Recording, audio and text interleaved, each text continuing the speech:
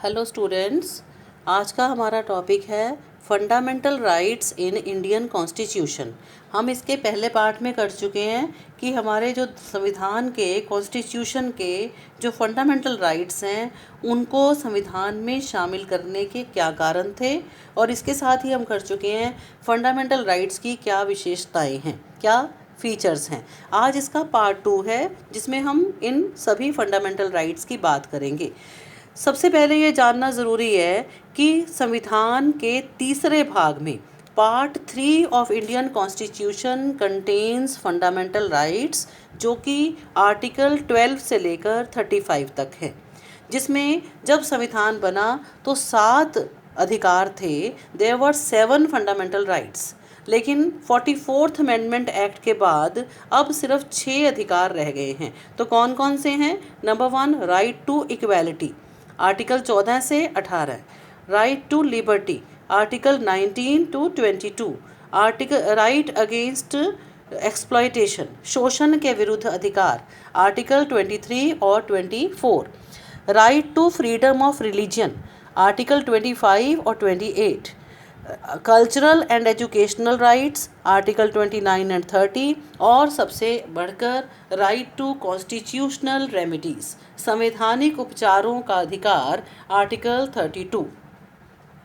आज के इस लेक्चर में हम राइट टू इक्वालिटी की बात करेंगे, समानता के अधिकार की बात करेंगे, जो कि आर्टिकल 14 से लेकर 18 तक है, आर्टिकल 14 टू 18। इसमें सबसे पहला पार्ट है इसका इक्वालिटी बिफोर लॉ, आर्टिकल 14, कानून के समक्ष समानता।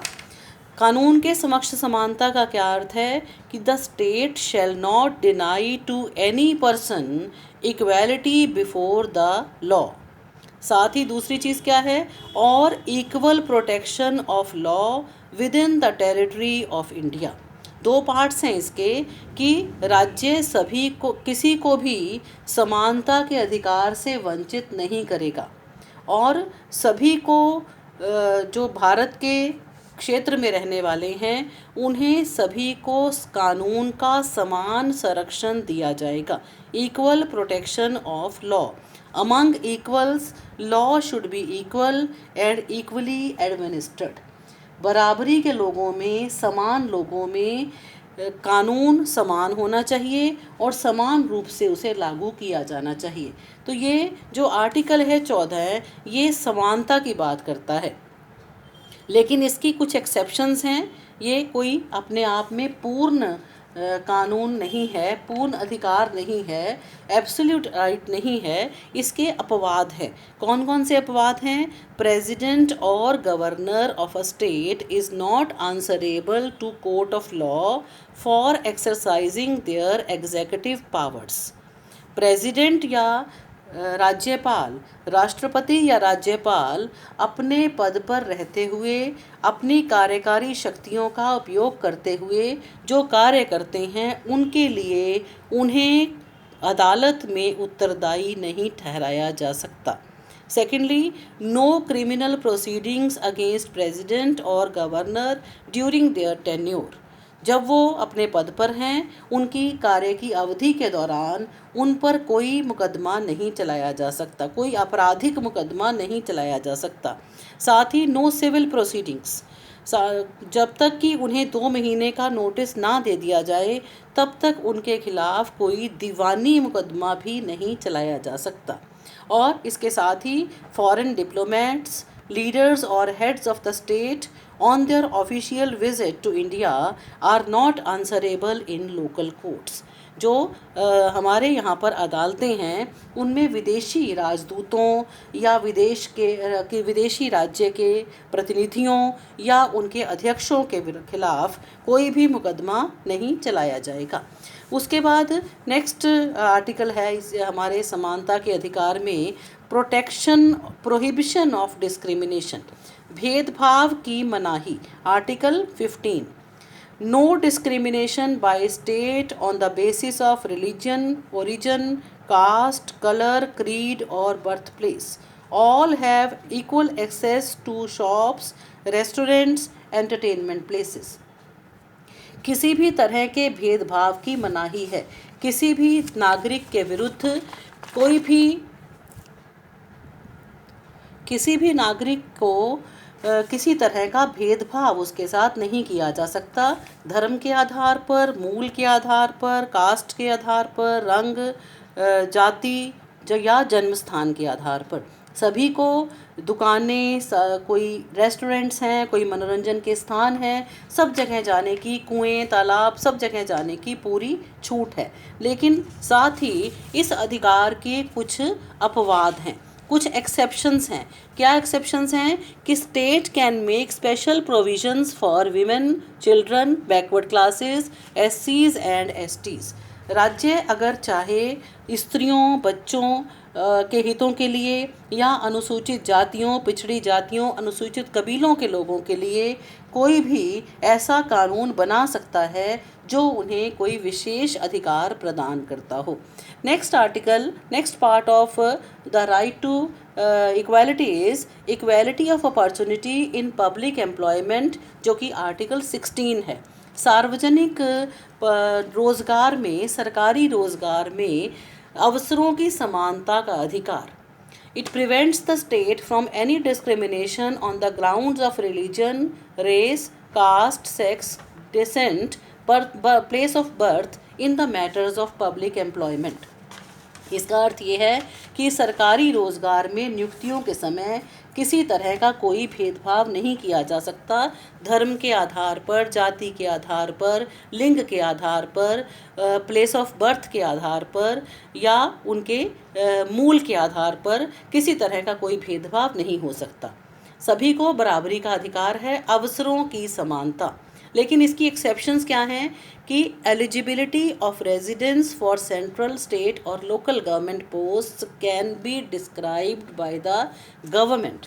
सरकार किसी भी राज्य या स्थानीय सरकार के या केंद्रीय सरकार के पदों पर निवास संबंधी, जिसे हम डोमिसाइल कहते हैं, रेजिडेंस कहते हैं, उसकी योग्यता निर्धारित कर सकती है।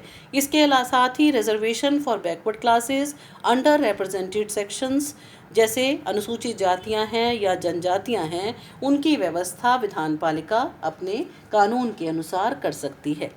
और यदि कोई रिलीजियस पोस्ट है, यदि कोई धर्म पर आधारित संस्था है या कोई संप्रदाय पर आधारित संस्था है, उसके जो पद होंगे वो इस अधिनियम से, इस कानून से बाहर रहते हैं। तो वहाँ पर ज़रूरी नहीं कि अवसरों की समानता हो, वो अपने धर्म के लोगों को, अपने संप्रदाय के लोगों को प्रेफरेंस दे सकते हैं।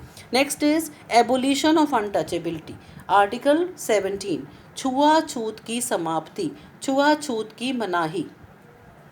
Practice of untouchability is an offence.